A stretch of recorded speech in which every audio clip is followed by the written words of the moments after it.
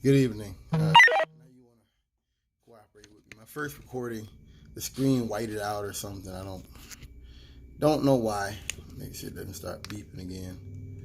So I thought I'd done a video on this a while back on Trump pardoning war criminals, and I know I did, but I don't think it was quite as concise and on point as I want it to be. So this is what this will be about. This is going to be a talk about America's war crimes and Trump's pardoning of it. Trump, this isn't the first time you've had war crimes over there. The collateral murder tapes that WikiLeaks put out there, Julian Assange put out there. It was a sergeant, so like with these Green Berets, and he came back and shot up a whole village. Those Blackwater guys, they went to this corner in Baghdad and just started shooting. And they killed like 13 people or 30 people. Just got away with it. Oh, yeah. And I remember reading all these books when they first went into Baghdad, talking about how, like, you know, people who got kidnapped would get raped and how they'd hang bodies from the bridges. And I just realized now that with Trump that America can't go no lower. We don't walk a higher path. We don't, not in any way. America's not walking any kind of higher path. And that's what these war crime pardons show you, that Trump has no respect for the rule of law. And that he thinks like a tyrant, in essence. This is tyrannical type stuff. And I remember I watched this show. I guess I kind of look back with nostalgia at being 16, being 15. Well, no. After I got out of school. And like watching daytime. No, when I was in school too. Watching daytime television on the holidays and stuff. Like TNT used to have ER. They had Jag. Jag was on USA. I'm sorry. Some other really good shows you come on that people wouldn't know now. And Jag, I thought, was kind of boring because it was a show about military justice and how even basically a show about the higher path and this belief that as a warrior, there's a difference between you being a warrior and you being a murderer. I don't know if that makes sense or not. Just the higher path and how we do things. And we don't engage in mass murder. We don't go out here and engage in revenge murder. We don't rape. We don't do these things that have been done in war throughout history. And I thought about all the show we watched. You know, I still watch Sanford and Son sometimes.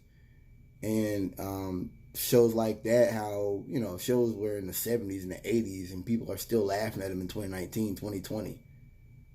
You know, it's more than 30 years later, man.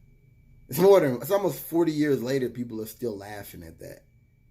And that's because that whole narrative of poor black people living in a society that wasn't built for them it's still real. It's still just as tangible as it was then. It's a little different back then because you didn't have black people getting power. You had no black power. You had no black lawyers or black judges or none of that stuff at all. And now you kind of have that, but it's still bad. Still police brutality. Jag was, like I said, it was a show about military justice.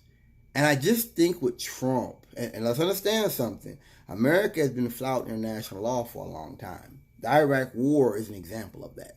That's the best stuff I can give you of America basically saying, fuck international law, we do what we want. And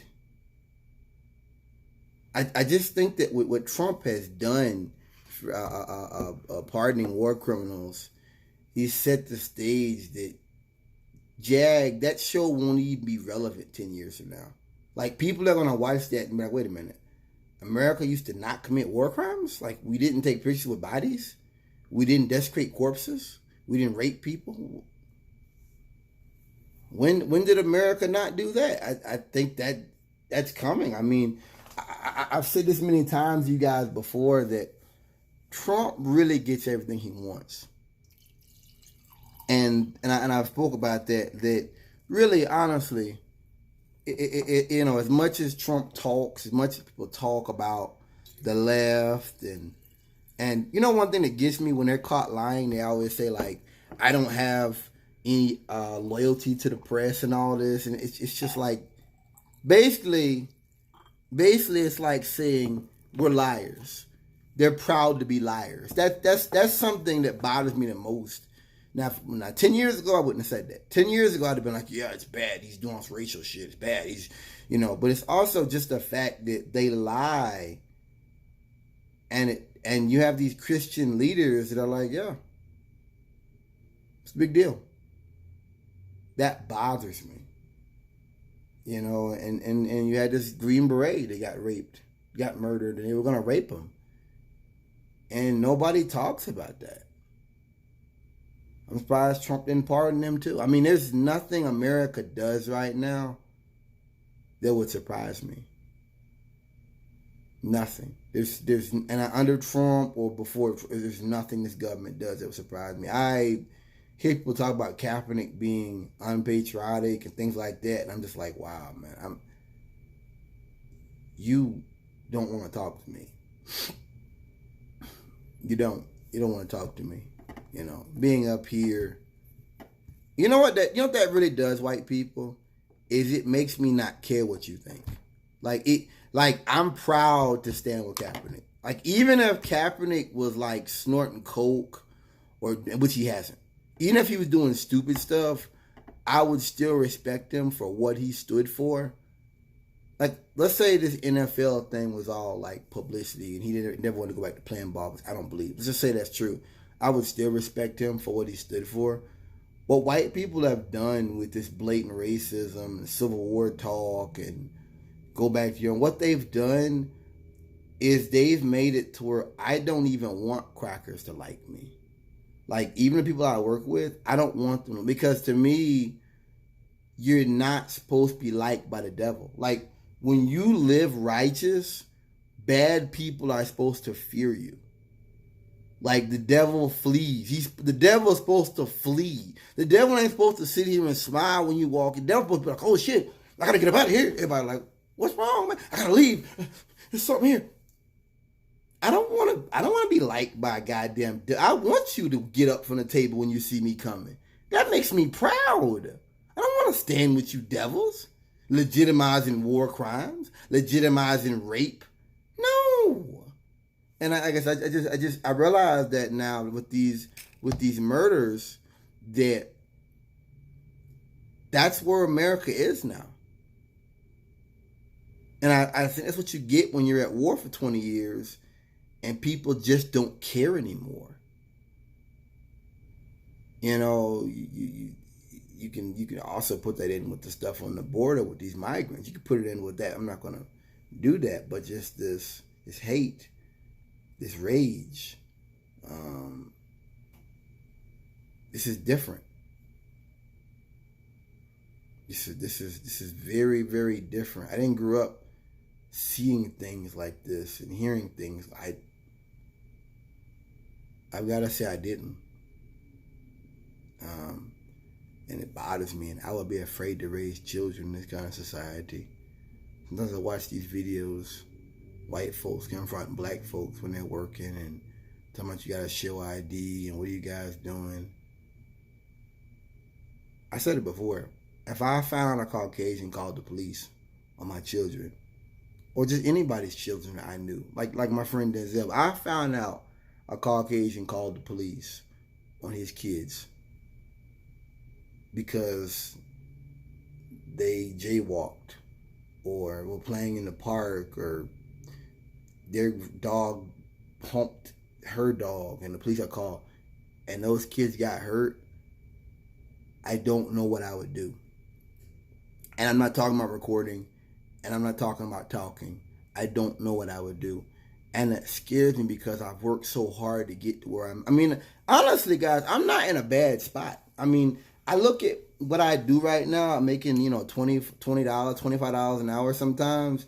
I don't do bad. I'm really not in a bad spot compared to a lot of people. Sometimes I feel like my life, I'm not where I should be, but I'm not in a bad spot. I'm really not. And like I said, it terrifies me. What I would that's something I used to talk about not having kids because of climate change and all that. But seeing these things and these racism out here. The one I just seen is one of the UPS guy. He's delivering boxes. He's wearing a UPS jacket. This lady's stopping him, talking about I'm putting her hands in front of his face and all that. And you could tell she was trying to get him to do something. You could just tell. They're flaunting that. And they're going to continue flaunting that until someone puts their hands on their children. It needs to happen. It needs to happen. Somebody needs to do. You notice that when these white women do that, it's always with a black man in uniform. You notice that? When white men do it, it'll be to like that woman in Chicago that was in the park, that was walking around in the park, and she had the Puerto Rico shirt on. That was after that storm they had. And he's walking around, following around the park for like 10 minutes. There's nobody else in the park. The crowd is so stupid, don't even know Puerto Rico is a territory. She's a citizen just like me and you. I mean, the hate is just, it must overcome their rational stuff. It's like they think they're superior, but you look at these videos and it's like, wow, this is white supremacy. This is, you think this is, okay. Or, what's another one? The one was it Dallas, I think, where the guy pulled a gun on a black girl. She was taking pictures of his car license plate and stuff. They always run up on these women by themselves. Always. That's a big thing. That's a big. Now, if they run up on black men, they got the gun. Like the one in Florida, the boys walk in the hotel, and the white man so you can't go in there. And then when the one white boy took his shirt off, said, "All right, let's scrap about it." White man's like, "Oh, you're gay. You're a faggot." Because you're a bitch. You got that gun. You need that gun. Because if you, even the white boy, if you was going to square up, you would lose. You'd lose. You know you lose. So you need that. You need that gun. It's not about self-defense. And the black boys are like, "Nah, I wouldn't have done this." Well, what, do you own the building? No, you can't go in there. He's gonna run in front of them into the elevator and pull the gun out and spin it around. So I'm talking about. That's what they're fighting for. They're fighting for the right to be racist. They're fighting for the right to confront black people. They're fighting for the right to confront you when you're delivering packages at a UPS store. I don't do that, man. Like, I don't, like, if I think I'm dealing with that, like, I had one years ago like that. If I think I just ignore them. I just leave. That's what I do. I just leave. I don't play that game with them because they like that. They really are devils, man. Some of these people, they like. I don't even have the energy to sit up here and play with somebody. Like, I got a life. I'm not, you know what I mean? I have a life. But like I said, they're fighting for that. That's what they fight for. That's what the Second Amendment, that's what all that's fighting for.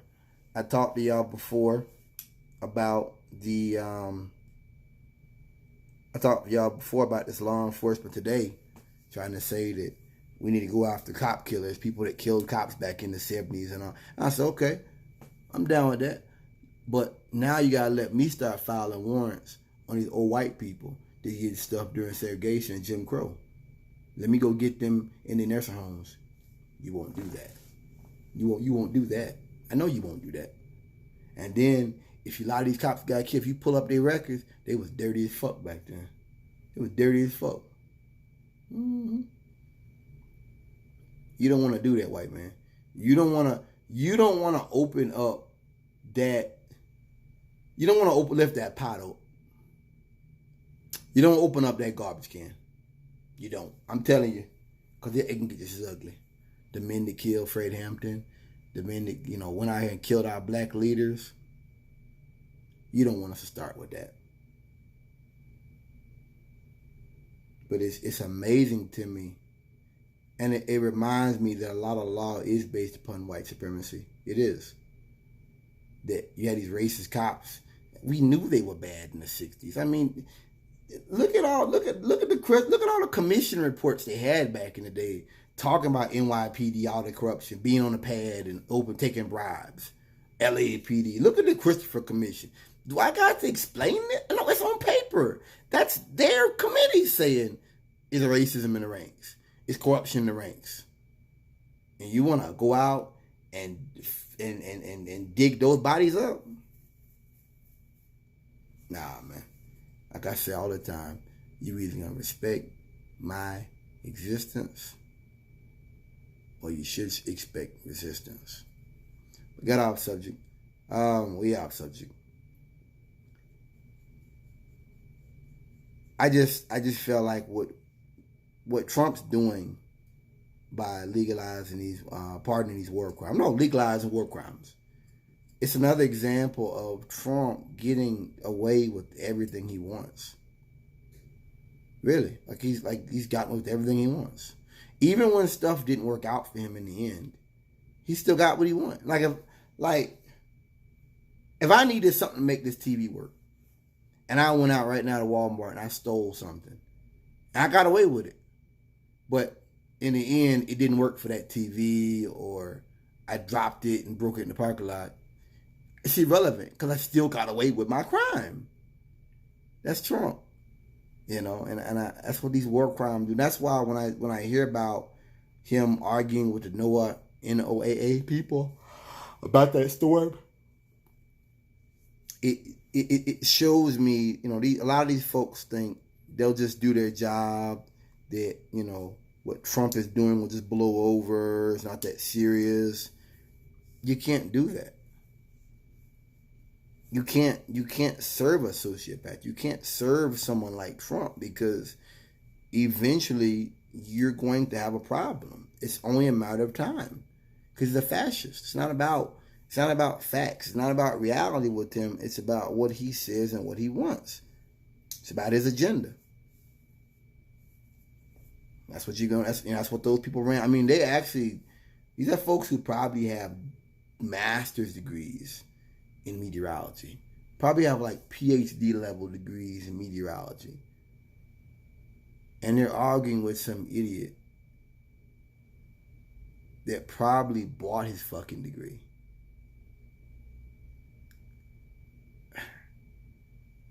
I mean, they're arguing with a guy that doesn't even believe in climate change. I can't imagine what that's like, to sit there and realize, wait a minute. What? He actually sit here and alter the weather map? Doesn't surprise me. The stuff they're doing with those scientists trying to study climate change, sending them out in the middle of nowhere and stuff. This is what I'm talking about. You're changing government to fit your political agenda. So it would be like if I told you that Denzel is a poor worker, like his office doesn't produce anything, but then I cut the budget to his office by half, to where he's got to lay people off. I'm like, well, you're not doing anything. What do you guys do? Well, okay, what can he do? You're sabotaging systems of government, and then you're using that to say government doesn't work. But this is what conservatives do. This is what conservatives do, man. Doing things to fit their own narrative of what they want things to be. This is part and parcel of what you expect at this point. Like I said, my thing is just that my dad, he still watches Jag. Going back on subject, he still watches that show. He likes that show and everything. And I think it was like 2000s. That show's like 15, 20 years old, man. It's an old show. But it was just a show about, folks that really believed in what they did, really believed in justice, really believed in the American way and all that. And it's amazing to me that Star Trek, shows like Jag, they really gave inspiration to a generation of what we could be, of what good people could do. And we're in 2019 watching a man make fun of retarded people, make fun of gay people, make fun of. I mean, you know what gets me when I listen to these conservatives and all that, and they're like, listen, this morning, police one, police forum, and the guy was talking about how, with all this mental health stuff, like the mental health teams they have, we're moving away from policing and crime and all that.